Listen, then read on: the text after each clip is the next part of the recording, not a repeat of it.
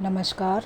आज के व्याख्यान में हम तृतीय वर्ष कला के द्वितीय प्रश्न पत्र निबंध और भाषा के अंतर्गत हिंदी भाषा के उद्भव और विकास, साथ ही हिंदी की उपभाषाओं एवं बोलियों का अध्ययन करेंगे। हिंदी भाषा के उद्भव के संबंध में हमारे विद्वान एक मत नहीं हैं। कुछ विद्वानों का मत है कि इसका उद्भव संस्कृत से हुआ है।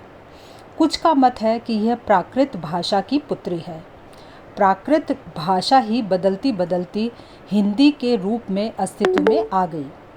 अधिकतर विद्वान दूसरे मत को ही मानते हैं। आचार्य महावीर प्रसाद द्विवेदी का मानना है कि हिंदी की बहुत सी क्रियाएं प्राकृत से निकली हैं और कुछ संस्कृत, फारसी आदि से आई हैं। हिंदी में बहुत से शब्द अन्य भाषाओं जैसे अरबी, अंग्रेजी, चीनी, फ्रेंच आदि से भी आए हैं। आदिम आर्य लोग चाहे जहाँ से आए हों, उनमें से कुछ लोग आर्यावर्त से आए हैं। उनकी एक भाषा परजिक थी जो बढ़ती बढ़ती पहलवी होकर पारसी हो गई।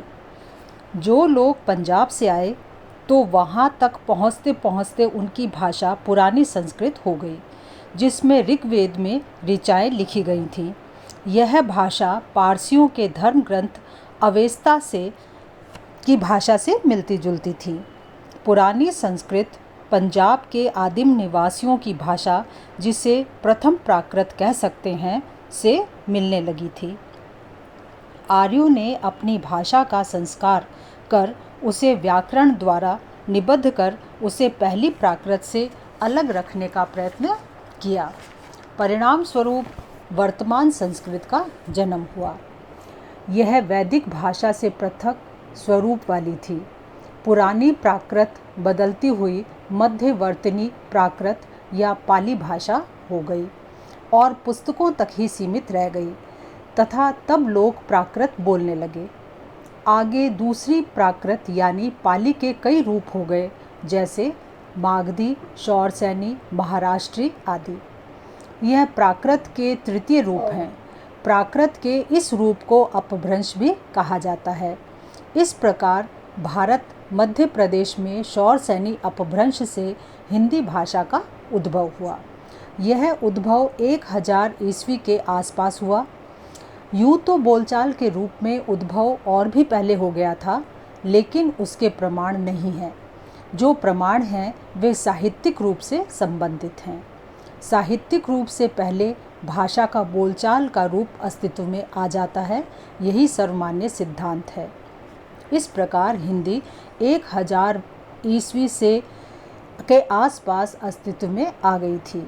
धीरे धीरे इसका विकास और विस्तार होता गया और इस प्रकार हिंदी आर्य भाषाएं अपभ्रंशों से निकली हैं।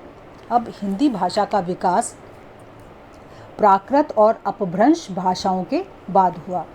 हिंदी का उद्भव 1000 ईस्वी के आसपास हुआ, तो उससे पूर्व हिंदी का क्या रूप रहा होगा?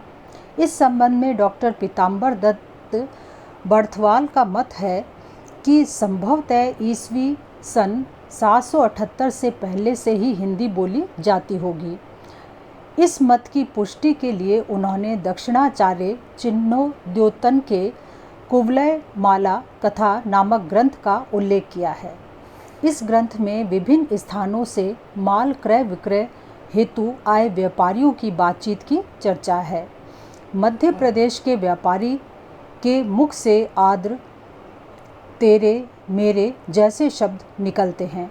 ये शब्द इस बात का संकेत देते हैं कि हिंदी मध्य देश की भाषा थी और 7वीं शताब्दी के आसपास किसी न किसी रूप में प्रचलित थी। 7वीं शताब्दी के पुष्य कवि की भाषा के उदाहरण भी यह प्रमाणित करते हैं कि उस समय हिंदी का कुछ प्रचलन अवश्य हो गया था। 9वीं 10वीं शताब्दी के धर्म प्रचारक भी हिंदी का प्रयोग करते थे। जैन और वज्रयानी संत लोग अपभ्रंश की रचनाओं में हिंदी का प्रयोग कर रहे थे। ईस्वी सन 990 के आसपास जैन विद्वान देवसेन सूरी ने भी ऐसी ही भाषा का प्रयोग किया है। ये प्रयोग अथवा हिंदी के प्राचीन रूप में ही आगे ये विकसित होते हुए वर्तमान रूप को प्राप्त हुए। हिंदी के साथ सहवर्तिनी अन्य भाषाएं भी विस्तार प्राप्त करती रहीं। इस तरह हिंदी के विकास विस्तार को हम 3 भागों में बांट सकते हैं। पहला आदिकाल या प्रारंभिक काल। यह काल 1000 से 1500 ईस्वी तक माना जाता है। इस काल में अपभ्रंश और प्राकृतों का प्रभाव हिंदी पर परिलक्षित होता है तथा हिंदी बोलियों उपभाषाओं के निश्चित रूप का स्पष्ट विकास इसमें नहीं हो पाया है। दूसरा मध्यकाल। यह काल 1500 से 1800 ईस्वी तक माना जाता है। यह हिंदी के विकास का द्वितीय चरण है। इस समय तक आते आते हिंदी अपभ्रंश एवं प्राकृत के प्रभाव से पूरी तरह मुक्त हो चुकी थी और हिंदी की बोलियां विशेषतः खड़ी बोली ब्रज और अवधी अपने पैरों पर स्वतंत्रता पूर्वक खड़ी हो गई थी। तीसरा है आधुनिक काल। यह काल 1800 ईस्वी से अब तक माना जाता है। इसमें हिंदी की बोलियों के मध्यकाल के रूपों में परिवर्तन प्रारंभ हो गया था। साहित्यिक प्रयोग की दृष्टि से इस काल में खड़ी बोली ने हिंदी की अन्य विभाषाओं को दबा लिया था। हिंदी की 5 उपभाषाएं भी हैं। पश्चिमी हिंदी, पूर्वी हिंदी, राजस्थानी, पहाड़ी और बिहारी।